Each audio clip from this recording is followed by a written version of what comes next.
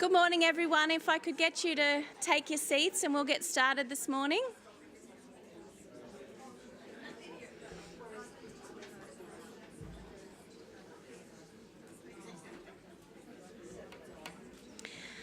I'd like to welcome people who are joining us today who weren't here with us yesterday. And I'm Jacqueline from the Family, School and Community Partnerships Bureau, if you haven't had a chance to figure that out yet.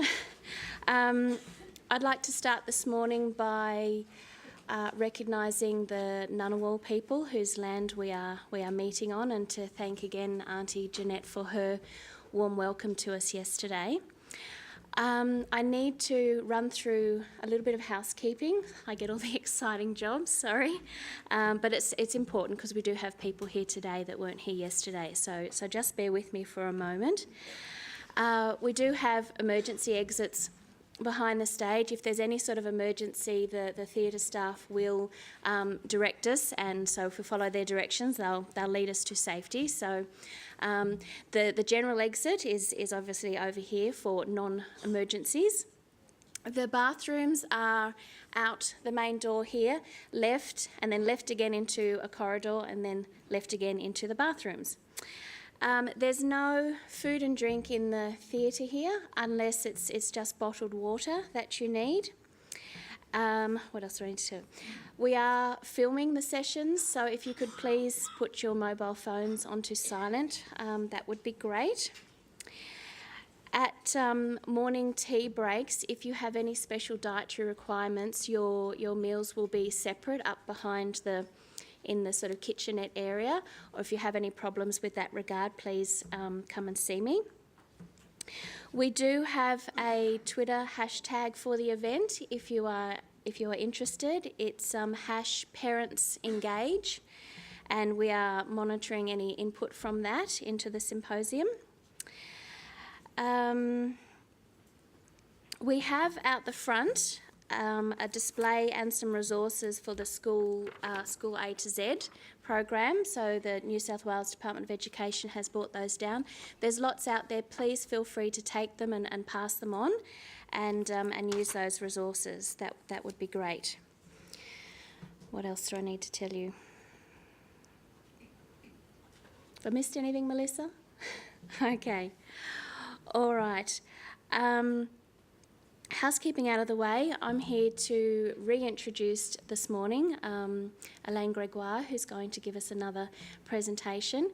We'd like to thank Elaine for all the hard work she's put into delivering some information for us and to all our speakers. And I'm going to share with you something about Elaine, seeing as I've challenged all the other people who are doing introductions to do the same. Elaine is part of a community choir. It's called the Common Thread Community Chorus. And their theme is one song at a time, we can change the world. And what they mean by that is that they explore the music of different cultures, and they present in their presentations a range of songs from different cultures around the world. So very shortly, after she gets home, they have a big concert, and they're presenting French, English and First Nations songs in that one. And last year, I believe, they focused on Spanish and Portuguese. So Elaine has asked me to say, please don't ask her to sing in front of you. But that's really lovely. So I'd like to welcome back to the stage Elaine Gregoire. Thank you.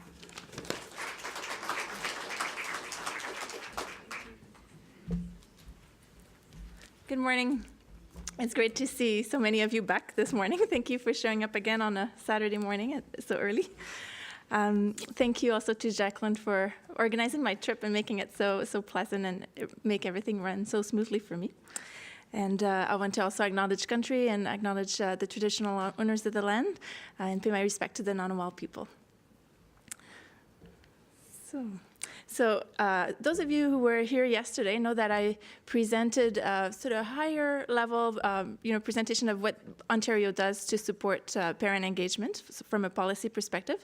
And today I was asked to present examples and give an idea of what it looks like on the ground. Now, of course, I can't give a comprehensive view of that because it's very localized. There's people doing good work all over the province.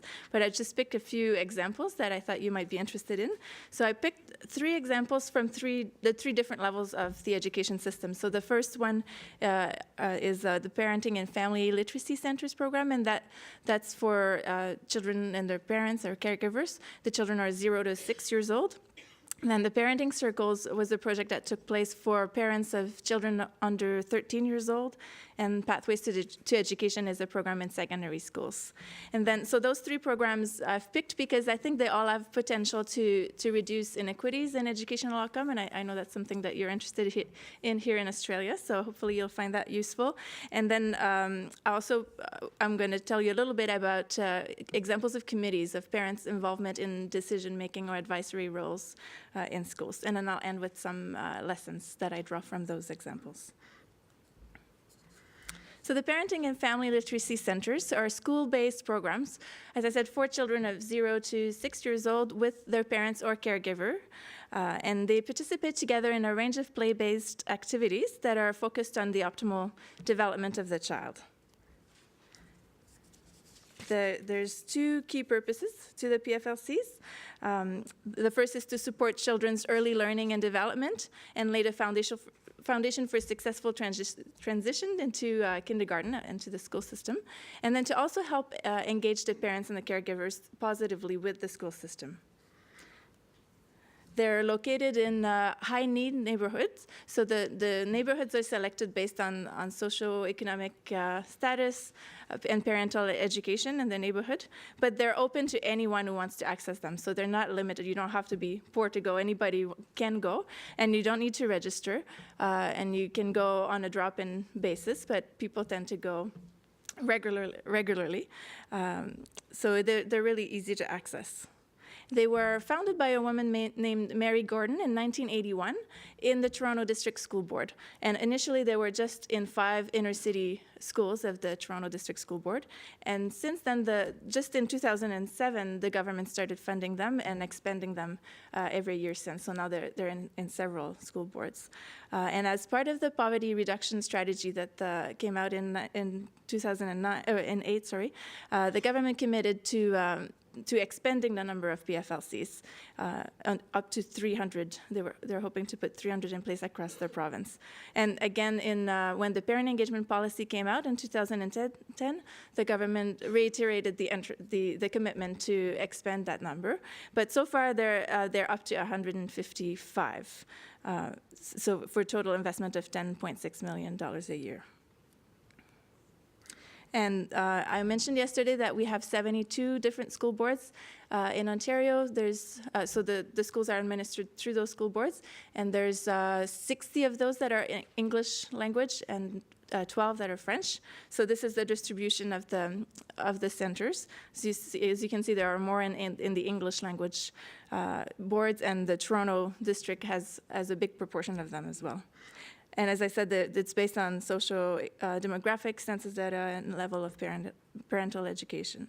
So these are the goals of the program. First, to provide a program that promotes positive parent-child interaction and that supports the health and well-being of the whole child. Then offer a family literacy program that develops early literacy and numeracy skills, which are seen as foundational for success later in school.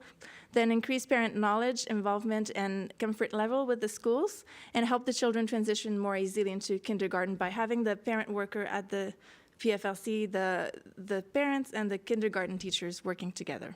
So there's a lot of learning that happens in the PFLCs, but a lot of it is through play. For the children, it's through play. For the adults, it's also through role modeling and partnering and peer learning as well. The parents learn a lot from each other. So it's not at all top-down. There's no sort of lecturing about how you should parent your child at all. These are additional goals: promote discussions and share parenting information that help to build the parent or caregiver's confidence and competence. provide support to parent and caregivers of children with special needs, and then collaborate with the community to link the families with appropriate community resources. And that part is important because there's a lot of newcomers in a lot of those neighborhoods. So for many of them, it's the first point of entry into the school system, and it's a place where they create connections.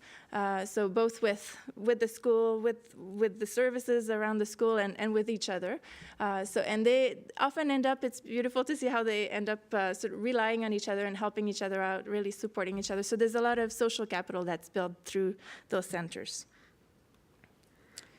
The centers operate 20 hours a week during the school day, so they're not open during school holidays. And they're really not a drop-in center or a childcare center where you can drop off your child. The parent or the caregiver can be a grandparent or any caring adult that takes care of the child, has to be there with the child. The ministry provides funding for a manager at the school board level, and then a parent worker who has to have an early childhood education diploma. And then there's also administrative support and professional development provided and supplies. And then the staff are trained and hired, supervised by the school board. And the managers, which are based at the board level, have a network. So all the managers are part of this network. They can be part of an e-learning community. They have professional development activities together. This is what a typical day looks like in the PFLC. I can give you a couple seconds to read it. It varies from PFLC to PFLC, but there's key elements.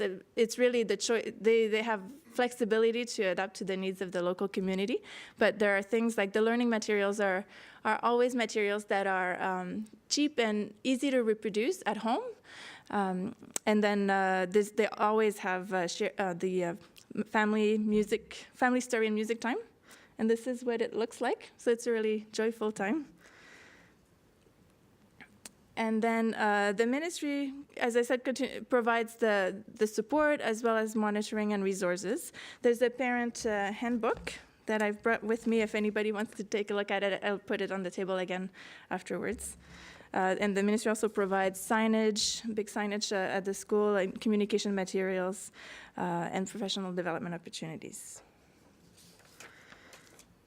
As you know, the literacy of children is closely linked to the literacy the opportunities that families are able to give them at home.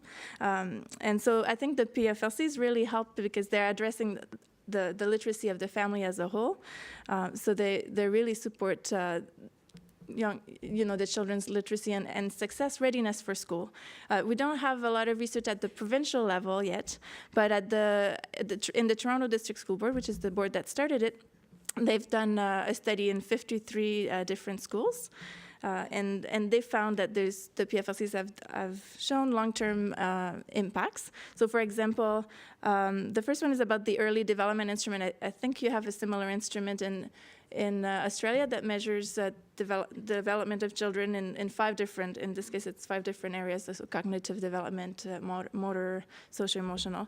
So they found that the odds of children who attend PFLCs with their parent and caregivers receiving low EDI scores in the 5 developmental areas are significantly smaller than their school peers who did not attend the program.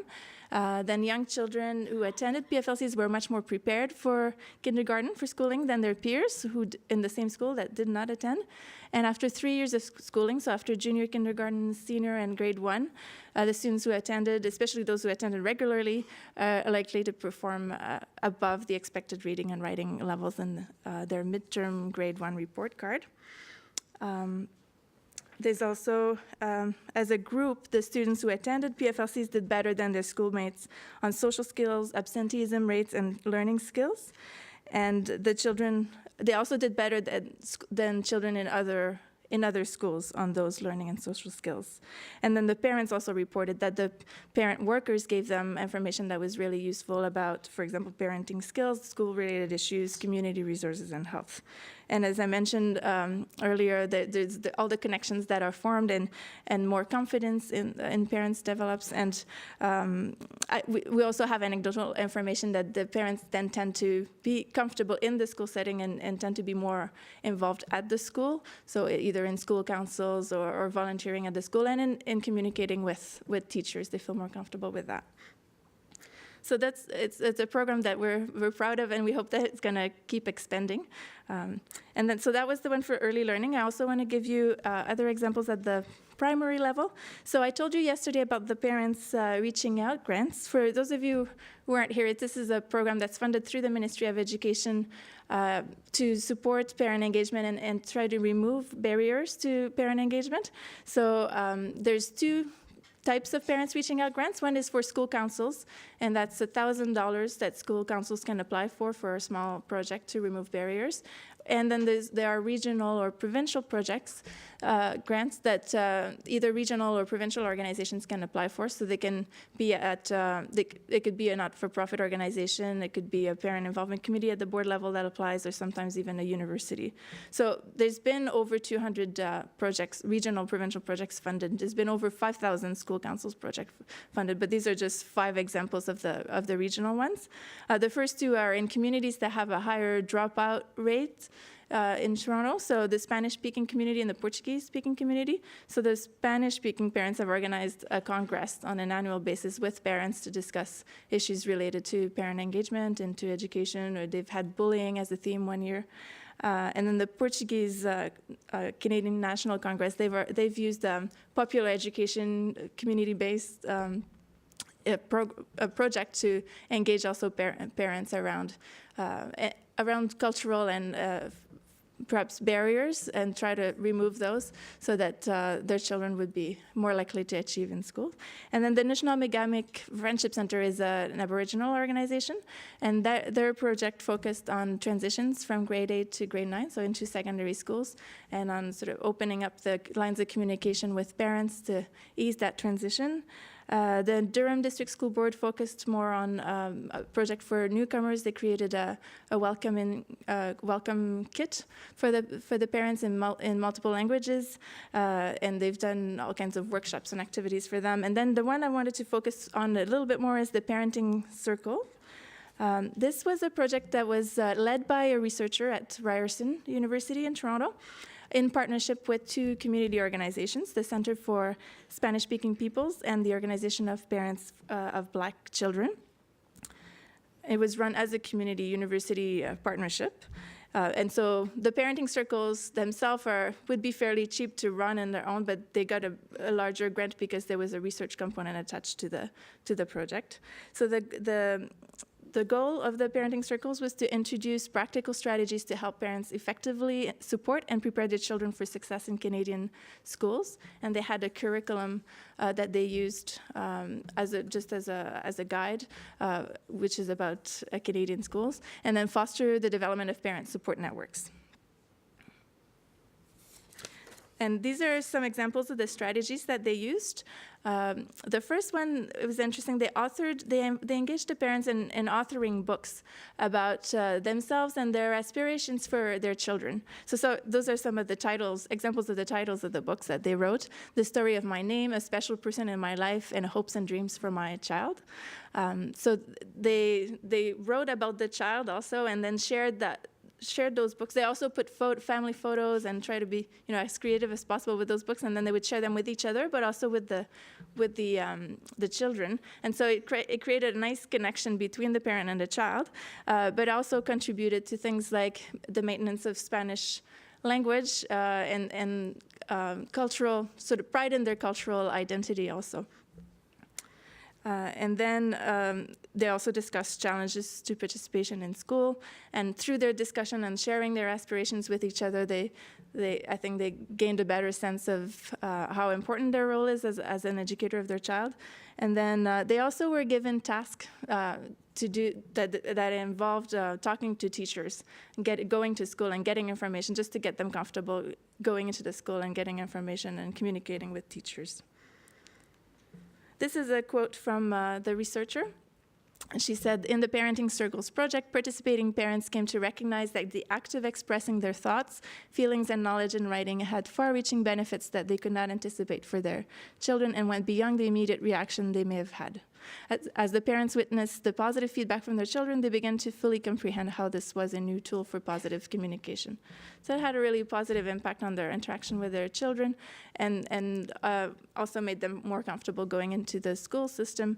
And several of the parents who participated said that they would like to start their own parenting circle. They really found a lot of value in it. And again, the connections that they made with each other were really significant. Then at the secondary level, I know that we often think that it's more difficult to engage parents, or that children don't want their parents to engage at that age, or they don't want to see them at the school too much. But we had some research done in Ontario that shows that the parent engagement is still really, really important at that stage. And we had in particular a study done on transitions, paying particular attention to transitions from grade 8 to grade 9, which is for us is the transition between primary and secondary. And they found that the ongoing caring adults and the engagement of families really acted as a protective factor to keep children or students engaged in school.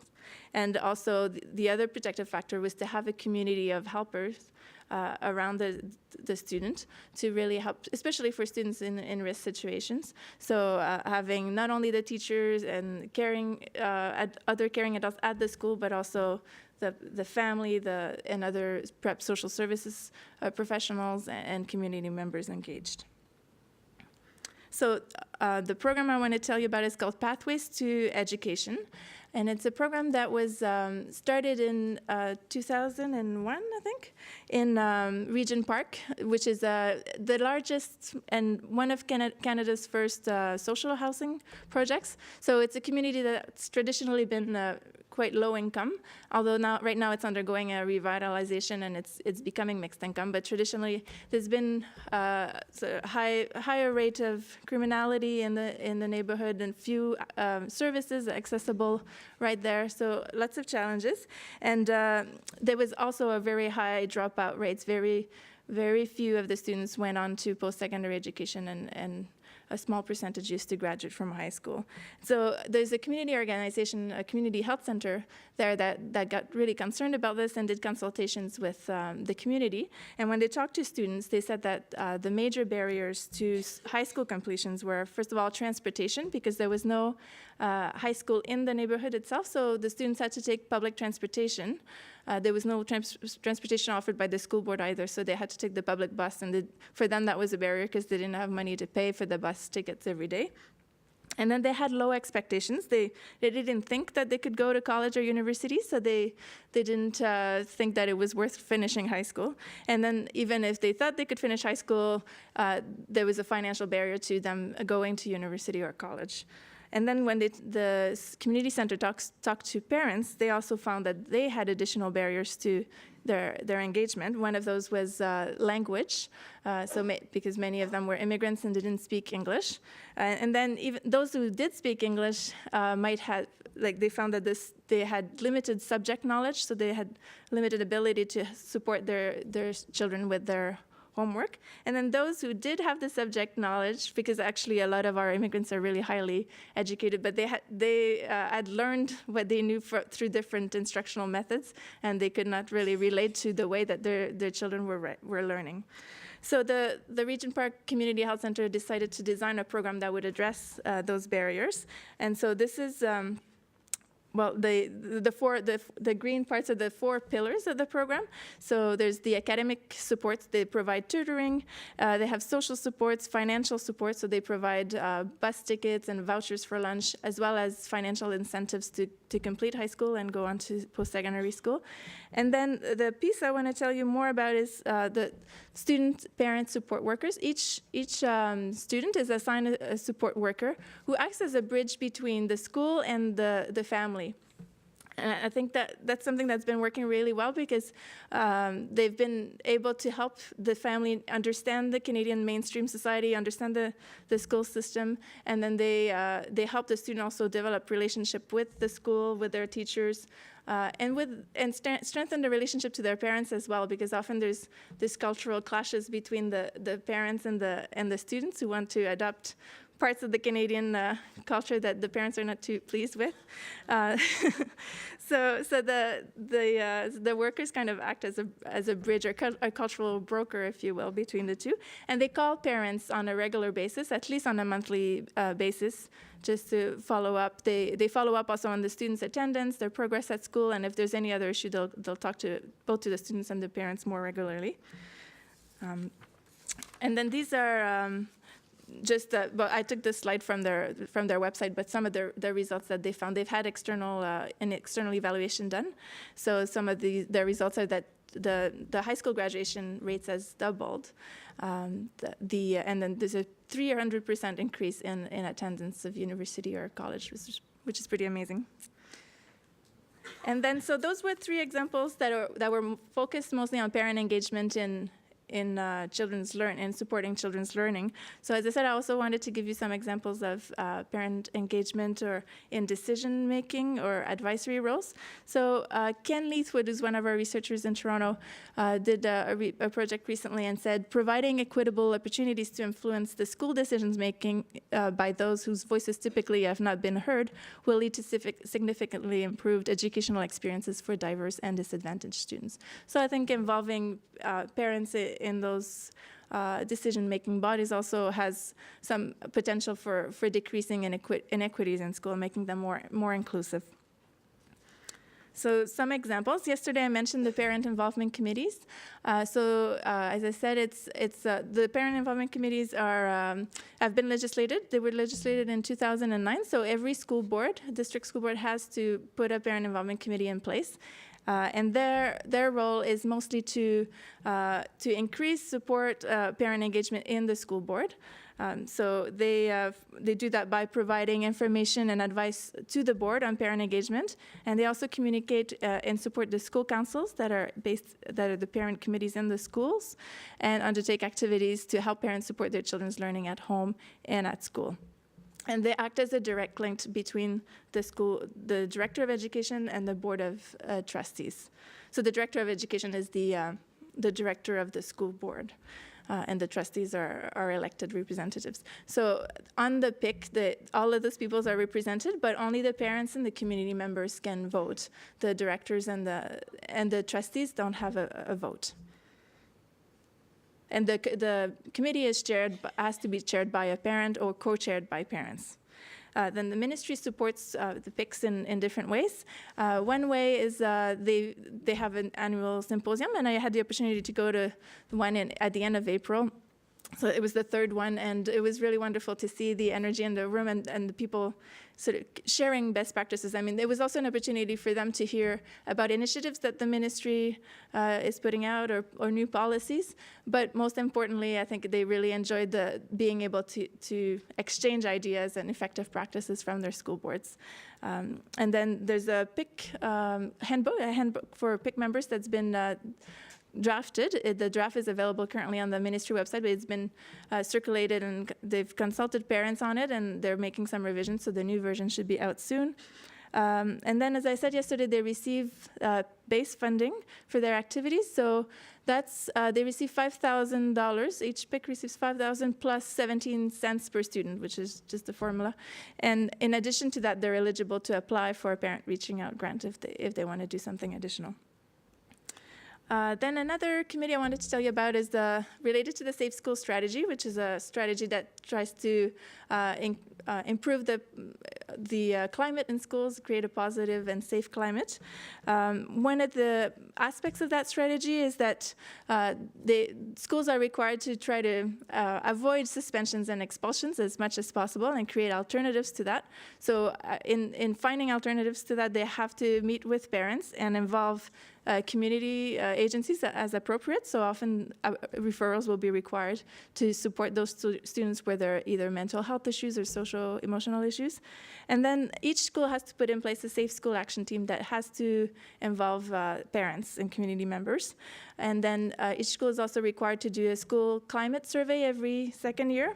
And I brought a copy of it that you can take a look at, and that's also published in different languages. I have a few other languages on the table out there.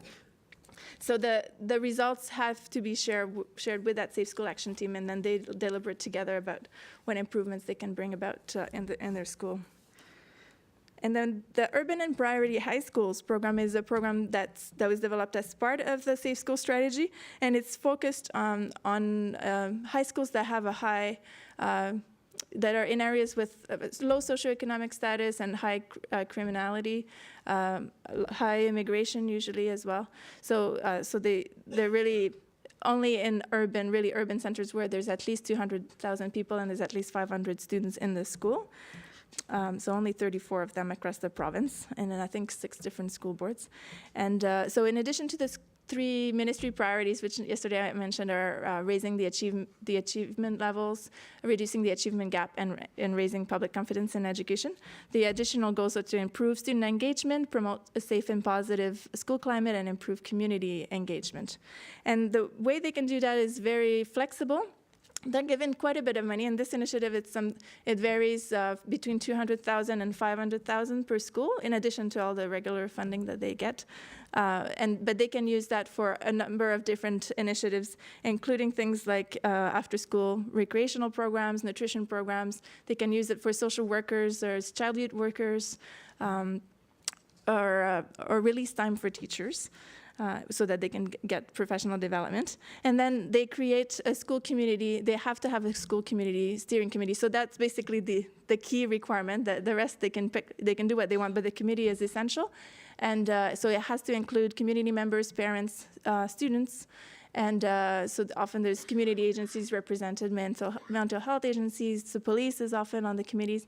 And it can be chaired by the principal. Often it's the principal who chairs it, and sometimes co-chairs it with community members in ideal cases. And, oh, thank you.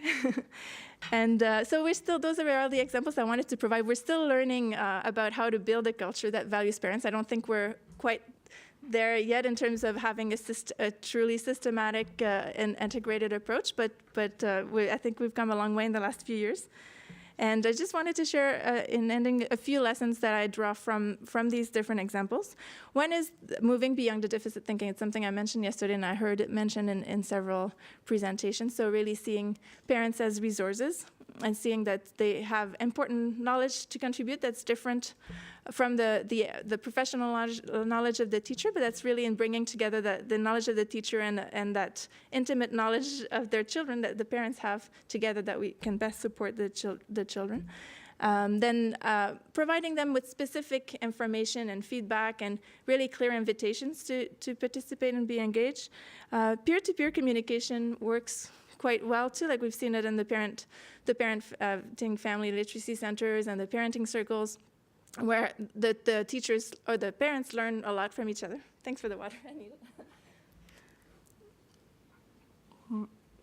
And the networking opportunities are really important as well.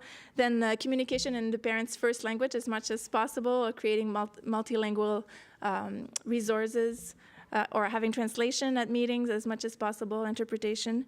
Having outreach materials also in which the parents see themselves reflected, and meeting them where they live or where they spend time and feel comfortable. So they might not feel comfortable in the school, so it's good to go out, maybe have home visit them in their places of worship, in the mall, in the community organization, wherever they hang out and they feel comfortable. And using community organization to outreach through them is useful as well. Then helping them navigate the education system, so that as is done both in the PFLCs, the parenting circles, and the Pathways to Education program. Addressing their social, economic, and physical barriers, so that could be through all sorts of things, but including having things like food and meeting, helping with transportation, just making it as easy as possible for them to come to the school and also have access to the information they need to better support their children at home. connecting them to the services that they need, and then I think also very importantly strengthening the understanding of the teachers and their cultural awareness and their ability to interact with parents in a respectful and way where they're going to be the parents are going to trust them and feel comfortable with them. So this is it. I just wanted to acknowledge also the Learning Environment Branch, which is the branch that runs many of those programs, the Safe School Strategy, the Urban Priority High Schools, and the Parenting and Family Literacy Centers. So they've been generous and shared their photos with me and some of their materials. So, and thank you again for your attention. I don't know if there's time for questions or not. I think we have 5 minutes before the next talk. Yes. Hello, Mary Tobin, Catholic Education Officer in Melbourne. Thanks again for your inspiration. Just wondering, in terms of the bigger picture around Ontario in relation to criminality, particularly youth criminality, have there been any broader trends tracked alongside the work that's happening across here in terms of impact? Recently, I'm not sure how it's been tracked. I know that there was a big report done it must have been in 2008, more or less, called The Roots of Youth Violence. And the report was commissioned by the government it was a commission, after there was some crimes that happened in school, the shooting of there was a series of things, but there's a shooting of a young man in particular that triggered, a lot of public attention on criminality and safety around schools. So there's a big report done, and then some commitments were made as part of that report. The Urban and Priority High Schools project was not mentioned in the report, but it came shortly after that. So I think it was probably linked to that. And I'm not sure that there's been tracking since then, or there may have been, but I'm not aware of the numbers. It just seems, in terms of budget allocation, that the impact of this would reduce budget at the other end. That'd be interesting to know. Mm-hmm. Yeah.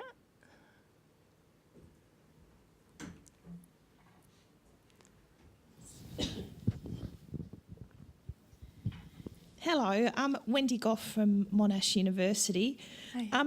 I was really interested in the notion of student support workers, and I was just wondering if you could talk a little bit about, is there any training or are there any qualifications that these support workers come to the school with? Because I see this as a real possibility for bridging learning across the sites in which children live and learn. I was just wondering if you could just talk a little bit more about that.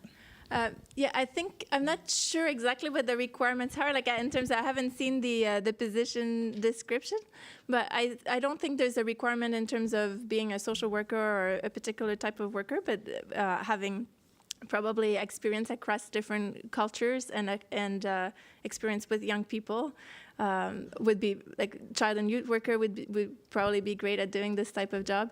But I could, if you're interested though, I could try to find the position description, see what the requirements are for it. We have a similar position. Well, it's not quite the same, but the other outreach workers, this one is really not widespread, right? It's just in this Pathways to Education, and I see this as something that has a lot of potential, and I wish every school had that, but there's no funding commitment for that. But there's a few other similar positions. We have a settlement workers in school program that's funded through the federal government that focuses more on settlement needs of families and students. And we have community outreach workers that are funded through a program called Community Use of Schools, which I mentioned briefly yesterday. It's a program that tries to facilitate the use of of schools facilities by community groups. So that position does a lot of outreaching to community organizations so that they'll come into the school and use the space as much as possible. Thank you. I see that as a huge potential to be explored. Yeah, thank you for that. You're welcome. I think it's okay. That's okay. Okay. Thank you very much, everyone. And thank you again to Jacqueline.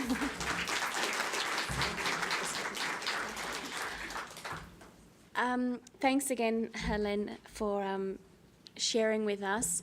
One of the things that stood out to me yesterday was something very simple in that the case studies, the on-ground examples that are all around us are the how-to of what we want to do. So when we're thinking about future directions and where to from here and what do policies need to look like and that sort of thing, we're not starting from scratch. We have so much around us to draw from.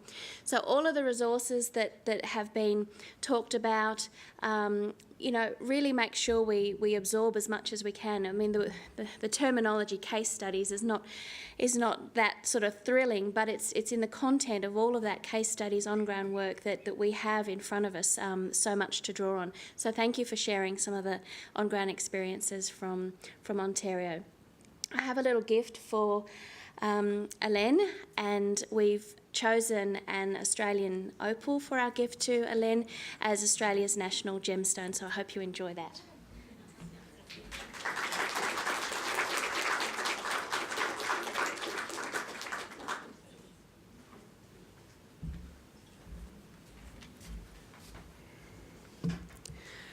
We'd like to move now to share with you some of our Australian research. Yesterday, Peter and myself and a number of other senior DEWA staff, including the Deputy Secretary, began a conversation about what the government will do in order to increase the momentum around parent engagement. So that's a very, very positive sign for ACSO and APC, and obviously for the Bureau. And that conversation will continue over the next 3 months or so.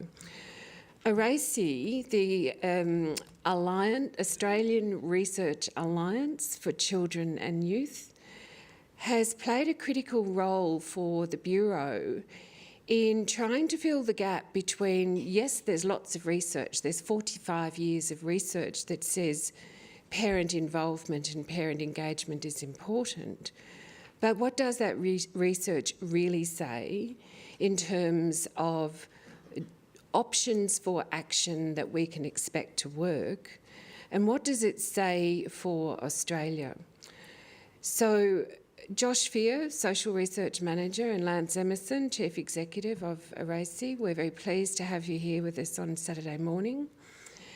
The two reports that ARACI has completed for us, one of those will be published in the fairly near future, and we will let you know where you can access that, and findings around that report will be communicated to you by Josh and Lance. The second report is the policy gap document that we're using to dialogue with the government and with senior bureaucrats at the state and territory level as well. So you'll hear something about that area, but that will not be, at this point, a published document. So I welcome you both.